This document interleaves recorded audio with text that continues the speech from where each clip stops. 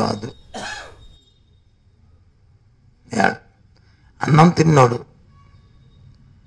రోజు అన్నం తింటున్నాడు మనిషి అయితే,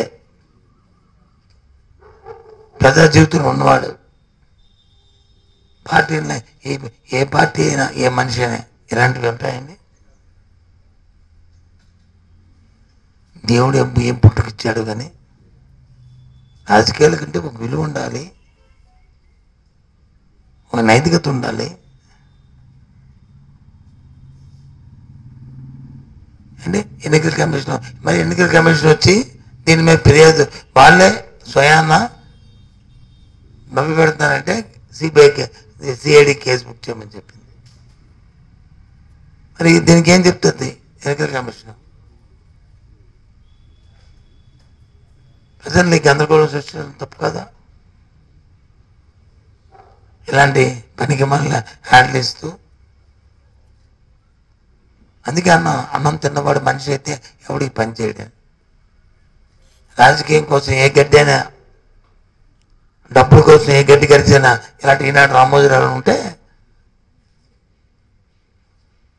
ఏ గడ్డి అయినా గడిచినవే. నీకు సమాజం పట్ల నీకు బాధ్యత లేదు. ప్రజల్ని ఇలాంటి యాడ్లు వేసి ఆందోళన సృష్టించకూడదు, నా పత్రిక డబ్బులు ఇస్తే మాత్రం ఇలాంటి పనికి వాళ్ళు పని చేయకూడదు నీకు ఇంగితగానం లేదు. ఎందుకు ఆఖరి దశలో ఇలాంటి కార్యక్రమాలు? మీ ఇద్దరికీ ఇష్టం, అతను ముఖ్యమైన చేసుకోండి, ఎవడొస్తున్నాడు ప్రజలు రక్షిస్తే. నువ్వు కాదు కదా, నీ తలలో దేశం వచ్చిన చంద్రబాబుని రక్షిస్తారు. కురికిపోయి పూర్తిగా ఇలాంటి అదోపనలు చేసి ఇలాంటి రాత్రి రాస్తే మాత్రం అతను బయటికి ఆ ట్రైన్లు పెట్టుకొని లాగినా లాగలేరు. ఏంటిది?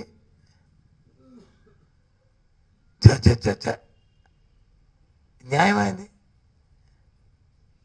అన్నం తినబడి చేసే పని అయితే, డబ్బులు ఇస్తే ఏ డబ్బుకైనా గడ్డి గడిచే పని అయితే ఈ పత్రికల ద్వారా ఇదైనా ప్రజాస్వామ్యం, ఇదైనా పత్రికా స్వేచ్ఛ. ఇందులో ఒక్క సెంటెన్స్ వాస్తవం ఉందా యాడ్లో? కులిపేసి అంటే ప్రజల్ని ఏ విధంగా పంపెడదాం ప్రయత్నం చేస్తారు. ఎవడి భూమి ఎవడు తీసుకోవడానికి ఎవడొక్కిది, ఎవడమ్మ సొమ్ము అర్థం అవ్వట్లేదు. నన్ను మాట్లాడతాను చంద్రబాబు నాయుడు, ఎవడమ్మ సొమ్ము. ఈ భాష మాట్లాడచ్చా రాజకీయాల్లో? మేము అడుగుతున్నాం ఇవాళ ఈ పత్రికలు అధిపతుల్ని. ఎవడమ్మ సొమ్ము ఎవడ తీసుకోవడానికి ఎవడ మొక్కుందియా? నీకేమైనా బుర్రా బుద్ధి ఉందా నీకు? మీరు రాసిన వాళ్ళకి చెప్పండి. ఇలాంటి భాషల్ని వాడకూడదని నువ్వు హెచ్చరించవలసిన అవసరం లేదా మీ పత్రిక ద్వారా?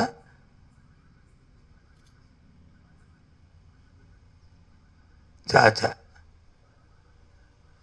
అంత నిజంగా మాట్లాడుకునేంత దరిద్రమైన రాజకీయాలు ఎప్పుడు చూడలే ఈ 40 సంవత్సరాల్లో.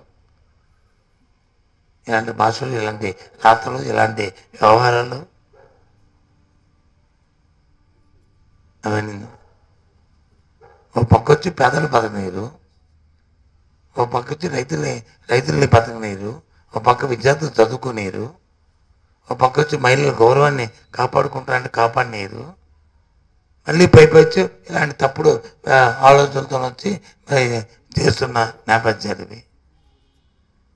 వీరికి సమాజం పట్ల బాధ్యత ఉంది వీళ్ళకి.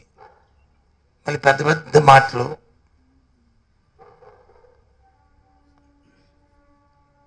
మొన్న వచ్చాడు ఇక్కడ విజయనగరంలోను, అక్కడ వైజాగ్లోను, ఇక్కడ చేపిపల్లిలో మాట్లాడుతున్నాడు చంద్రబాబు నాయుడు. విజయనగరం వచ్చాడు లేదు కానీ చేపిపల్లి వైజాగ్. విజయనగరం వచ్చాడా? మాట్లాడుతున్నాడు నా గురించి, మా కుటుంబం గురించి. కుటుంబానికి అన్ని బదులు కుటుంబానికి అన్న కుటుంబంలో ఉన్న పదవులన్నీ ప్రజల దగ్గర ప్రతిపక్షం ఉన్నప్పుడు వచ్చిన పదవులు చంద్రబాబు నాయుడు. నీ ఇంట్లో 4 లేవు, నువ్వు నీ బామర్ది నామినేట్ చేసుకున్న నీ కొడుకు నీ కొడుకు తోడోళ్ళు లేదు, మీరు నలుగురు మీరు దేన్ని కూడా పొడిచారు? మీరేం దైవ సంబూతులా? మీరందరూ దైవ సంబూతులా? మీకేంటి స్పెషాలిటీ? మీకు ఉన్నదేటి మొగలేందేటి? నాకు అర్థం అవ్వట్లే.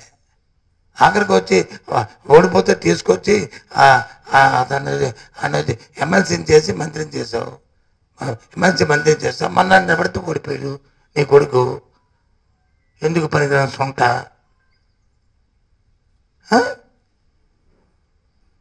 నువ్వు వచ్చి మాకు నీతో చెప్తావు. నీ కుటుంబంలో మరి ఎలాగయ్యారు?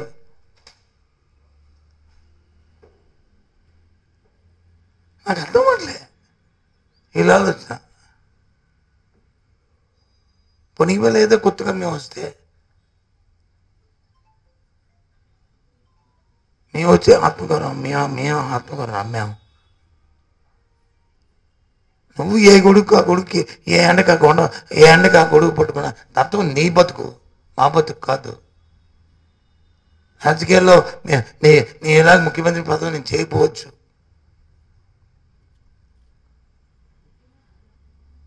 తలెత్తుకొని తిరిగే బతుకు మా రాజకీయంలో మాది. ఏదైనా ఉంటే వాస్తవాలు చెప్పే బతుకు మాది, అంతేగాని అబద్ధాలు చెప్పుకుని గడిపే తత్వం మాది కాదు. నీకు వచ్చి 4 పదవులు ఉండొచ్చు అంట, మా గురించి వచ్చి మాట్లాడతా అంట. మాకు నామినేషన్ మేము నామినేషన్ పదవి చేస్తున్నామా? నువ్వు అధికారం ఉన్నప్పుడే కదా నేను ఎంపీనయ్యా. మర్చిపోయావా చంద్రబాబు? నువ్వు అధికారం ఉన్నప్పుడు కదా నా భార్య జిల్లా చైర్మన్ అయింది. మర్చిపోవా? మళ్ళీ నువ్వు అధికారం ఉన్నప్పుడు కదా నేను ఎమ్మెల్యేగా, నేను మా తమ్ముడు ఎమ్మెల్యేగా పోటీ చేసి 2004లో అయ్యాము. మర్చిపోవా? నువ్వు అధికారం ఉన్నప్పుడు నీ కొడుకు పోటీ చేసి ఓడిపోయాడు కదా 19లో. మర్చిపోయావా? నువ్వు అధికారంలో ఉన్నాయి నీ తోడోళ్ళు నీ కొడుకు తోడోళ్ళు వచ్చి ఎంపీగా వైజాగ్లో ఓడిపోయాడు. మర్చిపోయావా?